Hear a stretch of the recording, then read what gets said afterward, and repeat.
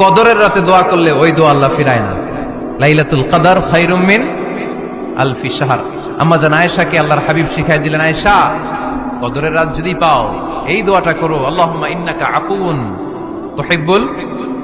পারেন না এটা? আপনারা মুখস্থ করেন নাই? আল্লাহুম্মা ইন্নাকা তুহিব্বুল আফওয়া ফাআফু আন্নি। আল্লাহ আপনি ক্ষমাশীল, আল্লাহ আপনি ক্ষমা করাকে পছন্দ করেন, আল্লাহ আপনি আমারে ক্ষমা করে দেন। পড়েন আমিন। তো দোয়া করার সময় ইয়াকিন থাকতে হবে, ইয়াকিন।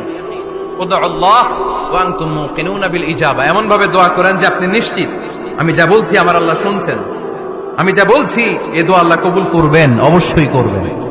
আল্লাহর উপর আস্থা একটু কম না? কম না বেশি?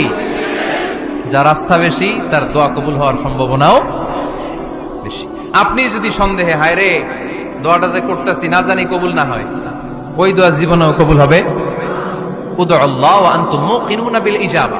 এমন ভাবে আল্লাহর কাছে চাও যে তুমি নিশ্চিত কবুল হয়ে যাবে।